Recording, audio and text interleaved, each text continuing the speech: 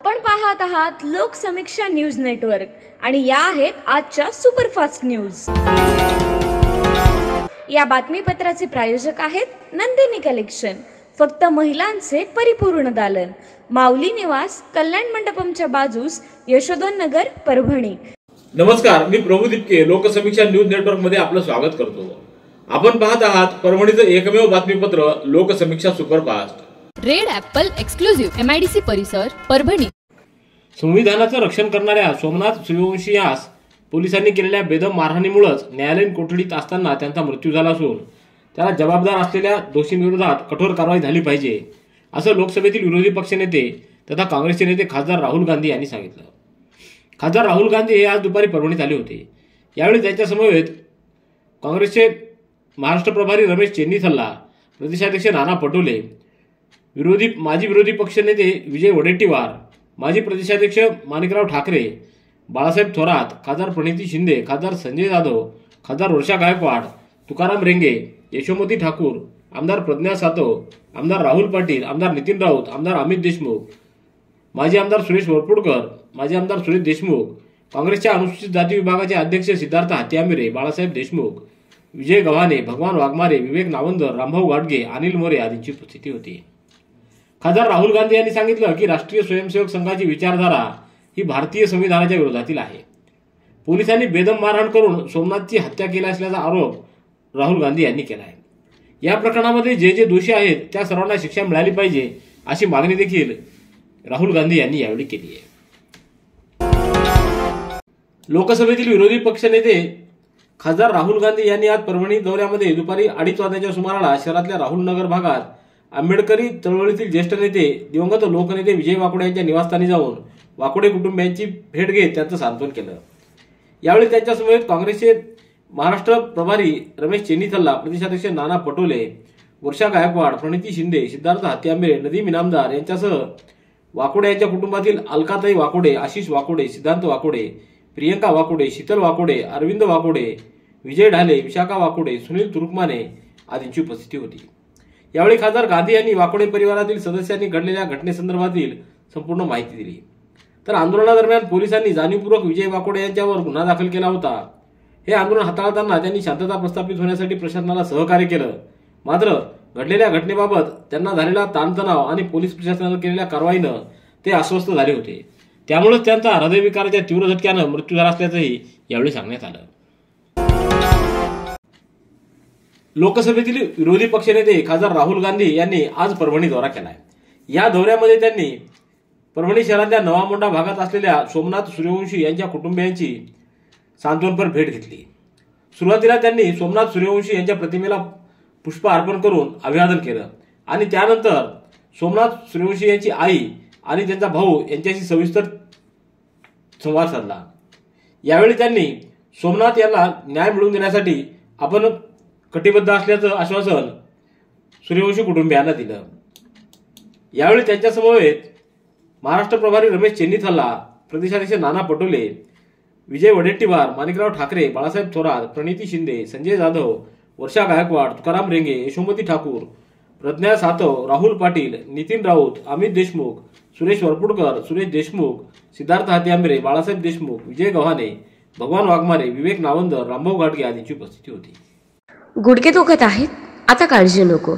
आयुर्वेदिक उपचाराने गुडघ्यावर उपचार करा आणि जगा आनंदी आयुष्य। बालाजी आयुर्वेदिक निसर्गोपचार केंद्र, तलाठी कार्यालयाच्या पाठीमागे, वसमत रोड, परभणी।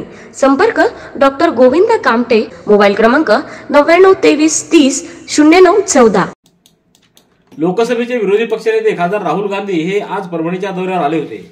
नांदेडहून कारद्वारे ते परभणीला आल्यानंतर ते प्रथम सोमनाथ सूर्यवंशी यांच्या निवासस्थानी गेले। त्यानंतर त्यांनी लोकनेते विजय वाकोडे यांच्या निवासस्थानी जात त्यांच्या कुटुंबियांची सांत्वनपर भेट घेतली।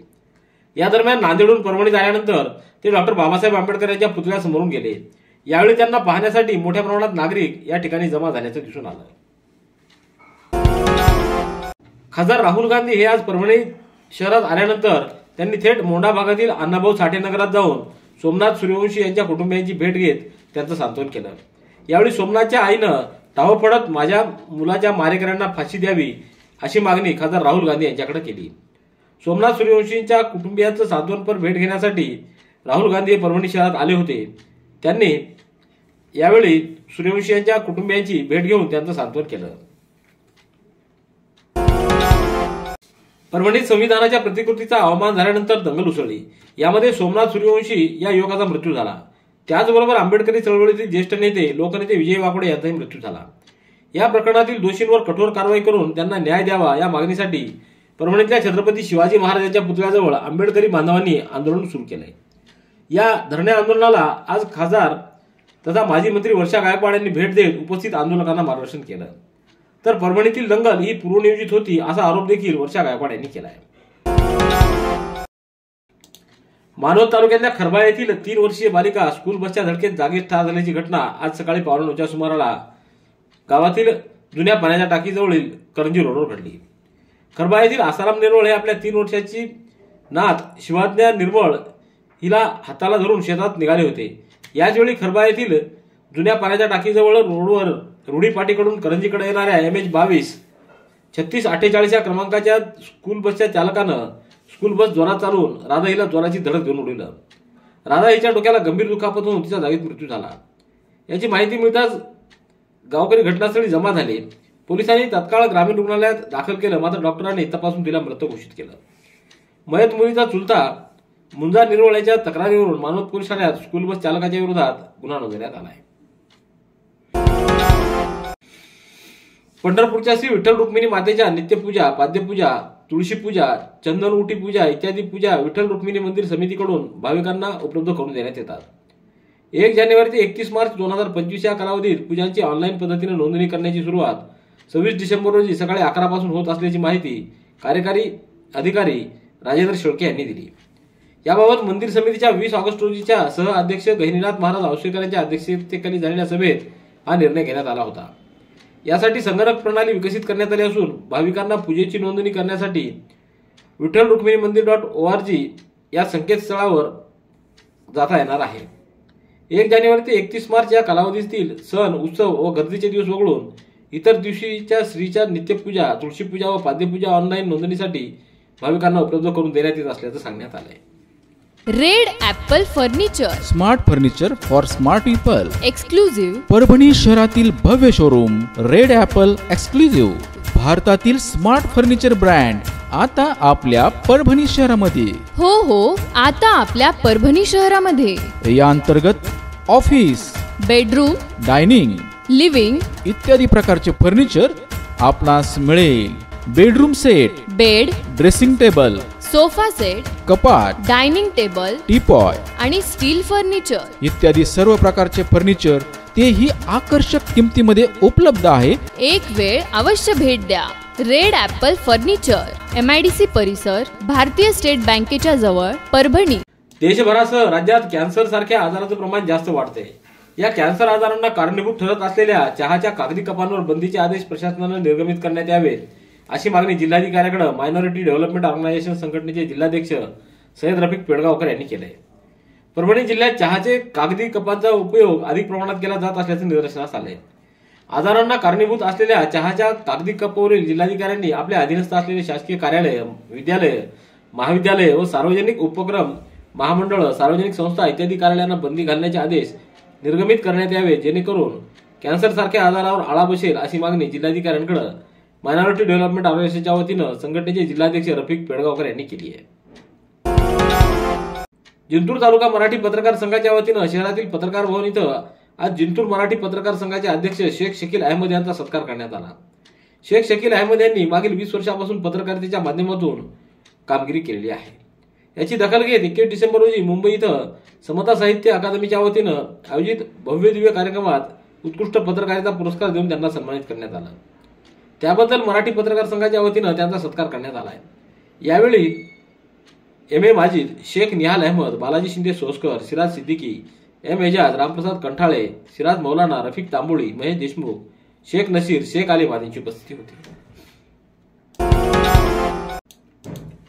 शासनानं स्थानिक जनतेच्या गरजा लक्षात न घेता व त्या पूर्ण करण्यासाठी स्थानिक स्वराज्य संस्थेकडे उपलब्ध असणारी साधन सामुग्री याचा विचार न करता मंत्रालयातील टेबलावर बसून तयार केलेल्या अनेक योजनांचा उद्देश चांगला असूनही त्या प्रत्यक्ष जागेवर निरुपयोगी ठरतात. त्याचंच एक उदाहरण म्हणजे पेडगाव ग्रामपंचायत कार्यालयाला गावातील कचरा जमा करण्यासाठी 4 लाख रुपये खर्च करून मिळालेले 4 सायकल रिक्षा आहेत.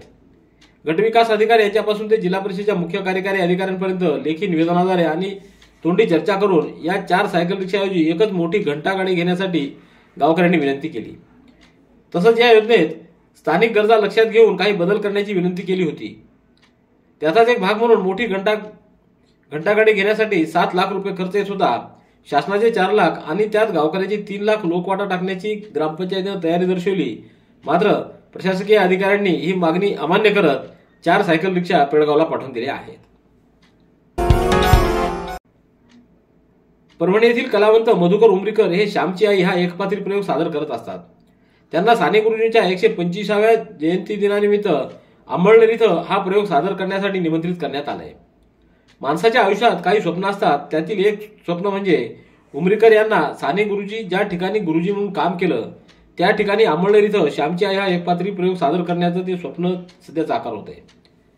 ते स्वप्न साने गुरुजींच्या 125व्या जयंती दिनी आणि साने गुरुजी शिक्षक म्हणून रुजू झाले त्याला 100 वर्ष पूर्ण झालेत. या निमित्तानं 24 डिसेंबर रोजी पूर्ण होत आहे. उमरीकर यांनी हाती घेतलेली संस्कार यात्रा 1475 प्रयोग यशस्वीरित्या पूर्ण करते. याबद्दल परभणी जिल्हा आणि संपूर्ण महाराष्ट्रातून मधुकर उमरीकर यांना शुभेच्छा देण्यात येत आहेत. परभणीतल्या प्रभावती विद्यालयात 52वे तालुकास्तरीय विज्ञान प्रदर्शन आज पार पडलं. यात गांधी विद्यालय परभणीचे एकूण 4 विद्यार्थी सहभागी झाले होते. त्यापैकी माध्यमिक गटातून संस्कार देशमुख आणि नरेश शिवशंकर साखरे यांनी बनवलेल्या साइन लँग्वेज ट्रान्सलेटर या मॉडेलची द्वितीय क्रमांकाने निवड करण्यात आली.